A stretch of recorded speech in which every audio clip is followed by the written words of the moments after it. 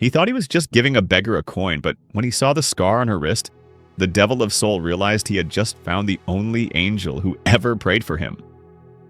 The rain in the city didn't wash things clean. It just made the grime slicker. Kim Tae-do, known in the underworld simply as the Viper, watched the downpour from the back of his armored Maybach.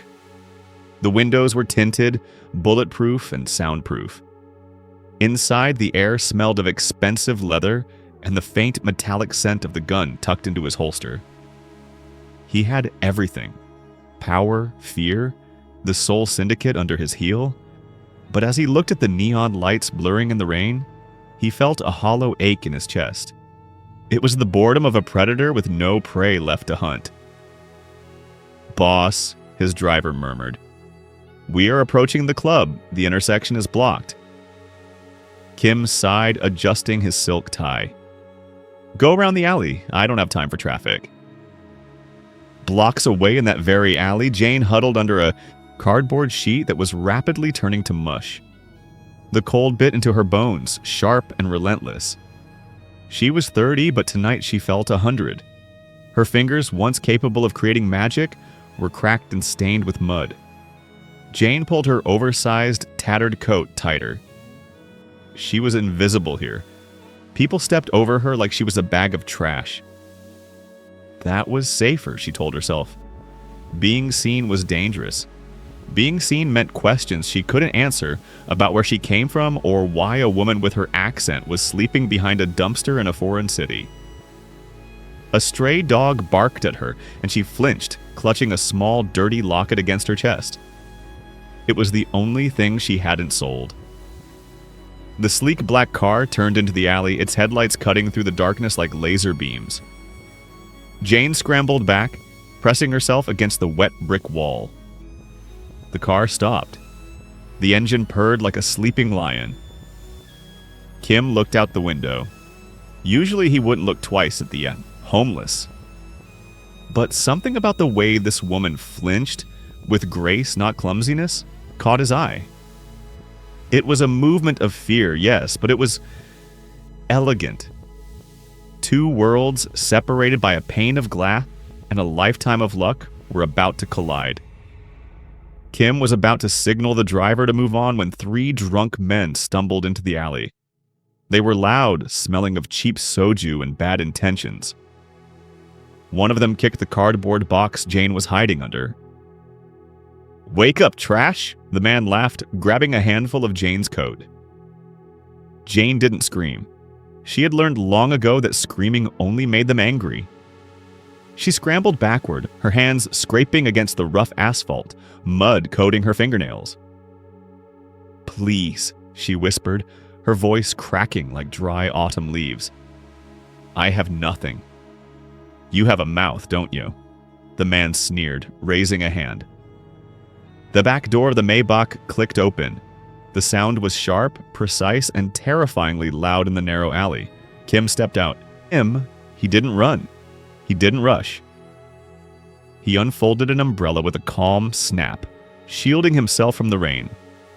His polished Italian shoes splashed into a puddle of oil and water, but he didn't look down. He walked toward the men like a reaper gliding over a graveyard. "Let her go," Kim said. His voice wasn't loud, but it carried the weight of a judge passing a death sentence. The drunk man turned, squinting. "Who the hell are—" He didn't finish. Kim moved with a blur of violence that was almost beautiful. A swift kick to the knee, a palm to the jaw. The crack of bone echoed off the wet walls. The man dropped like a puppet with cut strings. The other 2 scattered, terrified by the cold efficiency of the violence. Silence returned to the alley, heavier than before. Kim turned to Jane. He towered over her, a silhouette of expensive fabric and danger. Jane flinched, curling into a ball, waiting for the blow, but it never came. Instead, the rain stopped hitting her. She looked up. Kim was holding the umbrella over her, leaving himself exposed to the downpour. Water dripped from his dark hair, running down his sharp cheekbones. He stared at her not with disgust, but with a piercing intensity that made her breath hitch. He saw the fear in her eyes, dark, deep, and intelligent. too intelligent for the streets. He extended a hand. His palm was warm, his fingers adorned with the platinum ring. "Get up," he commanded, his voice dropping to a rough whisper. "You don't belong in the mud." For the first time in years, Jane felt seen, not as a nuisance, but as a human being. She reached out, her trembling, dirty hand grasping his pristine one. The moment their skin touched, a jolt of electricity, hot and undeniable, shot through Kim's arm. "Get in the car," he said, pulling her to her feet. "Before I change my mind." The interior of the Maybach was warmer than any summer Jane could remember, but she was shivering violently. She sat on the edge of the beige leather seat, trying to hover so her filth wouldn't stain the pristine upholstery. She felt like a stain on a wedding dress, conspicuous and unwanted. Kim sat across from her, scrolling through a tablet, seemingly indifferent. But his eyes flickered toward her every few seconds, cataloging the bruises on her arms and the hollowness of her cheeks. "Where are you taking me?" Jane asked, her voice barely a whisper. She gripped the door handle, her knuckles white. "Somewhere safe," Kim replied without looking up. "There is no such place," Jane shot back, a flash of her old fire sparking in her eyes. "Not for people like me." The car pulled into the underground garage of the Skyline Tower, a fortress of glass and steel that loomed over Seoul. As the engine died, panic surged in Jane's chest. She knew how the world worked. Kindness was a currency, and the debt was always collected in flesh. She scrambled for the door handle, but the child lock held it fast. "Let me out! I can't pay you! I have nothing!" Kim signaled the driver to open the door. He stepped out and offered his hand again, but Jane recoiled, pressing herself into the corner of the leather seat. "I'm not a prostitute," she hissed, her pride the only shield she had left.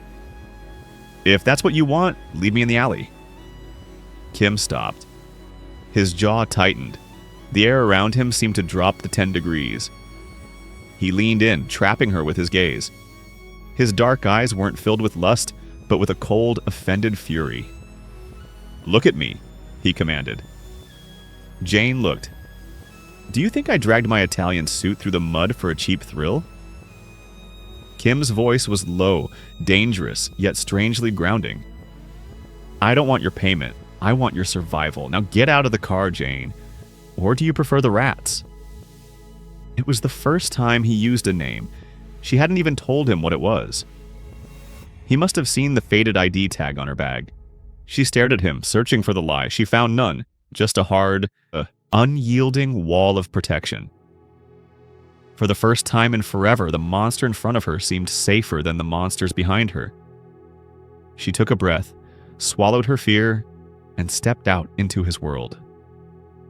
The penthouse was a fortress of glass, floating above the clouds. The floors were marble, cold and hard, echoing the emptiness of the man who lived there. As soon as the elevator doors slid open, Jane's adrenaline crashed. The warmth of the room hit her frozen skin like a physical blow. Her knees buckled. Kim moved faster than thought. He caught her before she hit the floor, his arms strong and steady around her waist. For a second, her face pressed against the crisp white cotton of his shirt, leaving a smear of grime. He didn't flinch. He didn't push her away. "You're burning up," he muttered, his hand brushing her forehead. His touch was clinical, yet possessive. "Go. The bathroom is through those doors. Don't come out until the water runs clear." Jane stumbled into the bathroom. It was larger than any apartment she had ever rented. She turned the faucet and steam instantly filled the air. As she stripped off the layers of rot and rags, she felt like she was shedding a skin. She stepped under the spray. The water swirled down the drain, black, then gray, then finally clear. She scrubbed until her skin was raw, washing away the smell of the alley, the touch of the drunk men, the years of shame. She found a plush robe hanging on the door, smelling of cedar and expensive cologne. She wrapped it around herself. It swallowed her small frame. When she walked back out, Kim was standing by the floor-to-ceiling window, a glass of whiskey in his hand. He turned.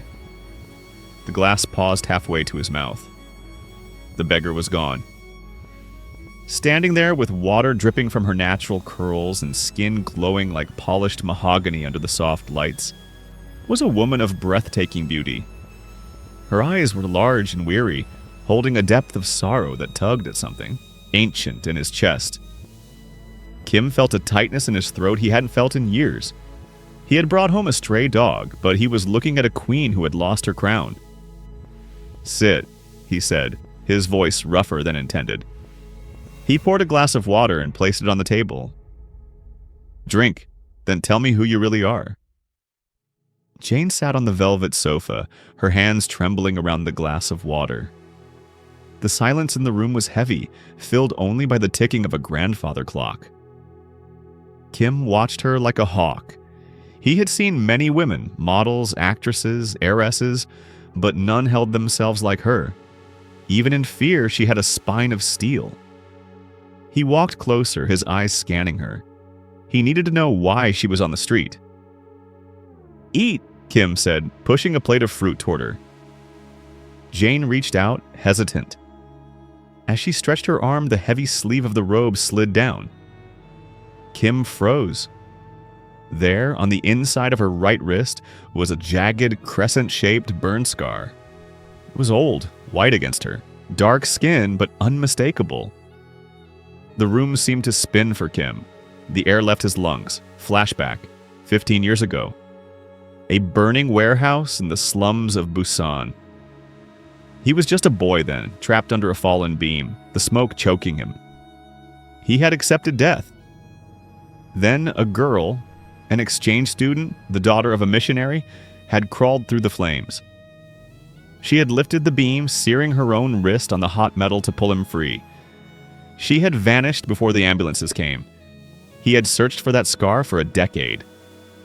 Kim's hand shot out, gripping her wrist. His touch was firm, almost desperate. Jane gasped, pulling back, terrified. "Don't! It's ugly, I know." "Quiet," Kim hissed, his voice trembling with a suppressed emotion that terrified him more than any bullet. He traced the scar with his thumb, his eyes wide with disbelief. The Viper, the man who feared nothing, looked at her as if she were a ghost. "The fire," he whispered, staring into her eyes. Busan, 2009. Jane stopped struggling. Her eyes widened, searching his face, looking past the expensive suit, past the cold Mafia mask, trying to find the boy she had once dragged from hell. "How?" she breathed, her voice barely audible. "How do you know that?" Kim didn't answer. He couldn't. The realization crashed over him like a tidal wave. The woman he had almost left in the gutter was the only reason he was alive today. He released her wrist slowly as if it were made of fragile glass. "I didn't just find a stray," he murmured to himself, the ice in his eyes melting into something fierce and possessive. "I found my debt." The dynamic in the room shifted instantly. Kim didn't speak of the fire again. Not yet. The memory was too raw, a ghost that needed to settle before it could be addressed. But his coldness evaporated, replaced by a terrifyingly intense gravity. He led her to the west wing of the penthouse. The room was dominated by a Steinway grand piano, its lid closed, collecting dust in the moonlight. "I bought this to fill the silence," Kim said, running a hand over the lacquered wood. "But I never learned to play. It's just furniture, like everything else in my life." Jane stared at the instrument. Her breath hitched. Before the streets, before the fire took her family and her future, she had been a prodigy. The piano was her voice when words failed. "May I?" she whispered, her hands shaking. Kim nodded, stepping back into the shadows. Jane sat on the bench. She placed her scarred fingers on the cold ivory keys. For a moment she froze, fearing the magic was gone, stolen by the cold nights in the alley. But then muscle memory took over. She played. It wasn't a happy song. It was a nocturne of grief, a melody that sounded like rain against a window pane. The notes floated through the penthouse, filling the hollow spaces of Kim's fortress. Kim watched her from the corner. He saw the way her shoulders relaxed, the way the pain in her face smoothed out into peace.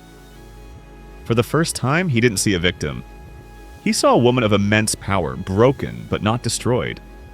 The music reached into him, unearthing the lonely boy buried under the Mafia boss's armor. He realized then that he hadn't just brought a woman into his house, he had brought life into a tomb. When the final note faded, silence returned, but it wasn't empty anymore. It was comfortable. Jane looked up, tears in her eyes. "Thank you," she said softly, "for giving me my hands back." Kim walked over, standing behind her. He placed a hand on her shoulder, his touch warm and grounding. "You will never have to ask for anything again, Jane. Play for me, and I will burn the world down to keep you safe."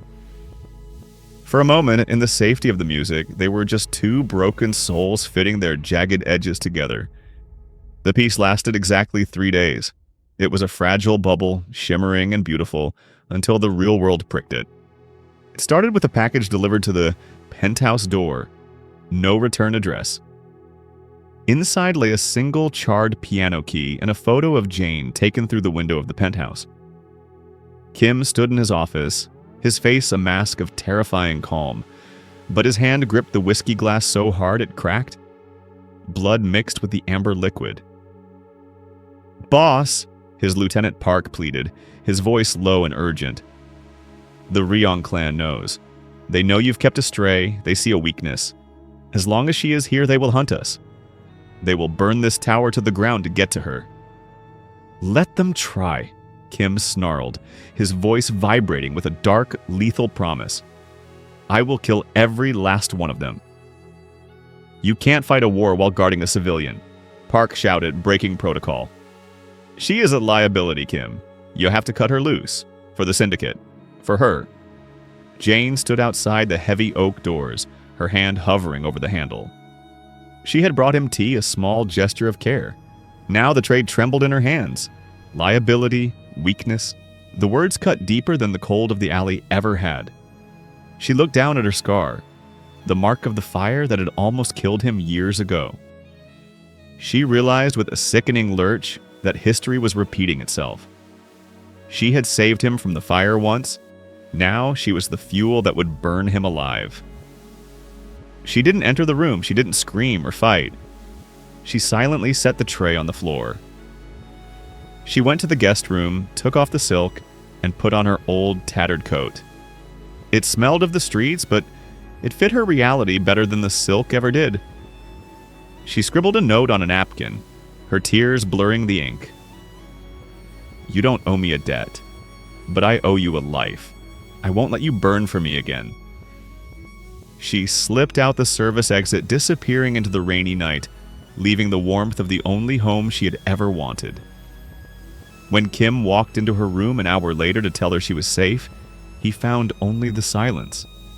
The music was gone, the room was empty, and for the first time since he was 15, the Viper fell to his knees. Kim stood in the center of the empty guest room, the note crumpled in his fist. The paper was damp, stained with her tears. "I won't let you burn for me again." The words echoed in his mind, louder than the storm raging outside. For 15 years, he had built walls of money and violence to keep the fire out. He had become the Viper so that he would never be that helpless boy under the beam again. But in trying to protect his empire, he had lost the only person who had ever tried to save him. Park stepped into the room, looking relieved. "Boss, it's better this way. The Ryong clan will back off now. She was a weakness. Now we are strong again." Kim turned slowly. His eyes were void of humanity, dark pits of absolute fury. "Strong?" Kim whispered, the sound terrifyingly soft. "You think this empty house makes me strong?" He looked around the room. The silk sheets she had barely slept in, the piano she had brought to life. Without her, the silence wasn't peaceful. It was a tomb. The empire, the money, the power, it was all ash in his mouth if it meant she had to freeze in an alley. She didn't leave because she was weak, Park, Kim said, his voice rising, cracking with a raw intensity that stunned his lieutenant. She left to save me. Again. He didn't choose the safe path. He didn't choose the syndicate. Kim grabbed his coat and his gun. He didn't call for the driver. He snatched the keys to the fastest car in the garage. Mobilize everyone, Kim commanded, walking out the door. Tear the city apart. Find the Ryan clan. Burn their houses, break their legs, I don't care. But if a single hair on her head is touched, I will turn Seoul into a graveyard. Where are you going? Park shouted after him. To the place where I found her, Kim answered, the steel in his voice unbreakable. Because she thinks that's where she belongs, and I need to tell her she's wrong. He drove into the night, no. Longer the Viper protecting his territory, but a man racing to catch his falling star. Jane was back in the alley, huddled under the same rotting cardboard. The cold wasn't just physical this time, it was a soul-deep freeze. She had tasted warmth, and the loss of it was agonizing. She closed her eyes, waiting for the inevitable end, clutching her locket. Screeching tires tore through the sound of the rain. Headlights flooded the alley, blinding and brilliant. Jane looked up, her heart hammering against her ribs. Kim didn't wait for an umbrella this time. He slammed the car door and sprinted toward her, his expensive suit instantly soaked, his hair plastered to his forehead. He didn't look like a mafia boss. He looked like a desperate man. Jane! He roared her name, the sound raw and broken. Go back! She screamed, scrambling away. They'll kill you. I'm a weakness. Kim reached her, dropping to his knees in the mud, ruining the suit, the image, the pride. He grabbed her, shoulders shaking her slightly. Look at me. You're not a weakness. You're the only thing that makes me real. I have nothing to give you, she sobbed, the fight leaving her body. I'm just a broken girl with a scar. Kim took her hand, the one with the crescent burn, and pressed it against his beating heart. The rain washed over them, mixing with their tears. And I'm just the boy you pulled from the fire, he whispered, his voice trembling. I spent 15 years building a kingdom of ash. It means nothing without you. If they want to burn us, let them try. We survived the fire once. We'll do it again. Together. He didn't wait for permission. He scooped her up into his arms, holding her as if she were made of diamonds. Let's go home, he said, carrying her toward the light of the car. Jane buried her face in his neck, sobbing, but for the first time, they were tears of release. She wasn't a ghost anymore. She was found. As the car drove away, leaving the dark alley, empty forever, the rain finally stopped, leaving the city glistening under the streetlights. Clean, bright, and full of promise.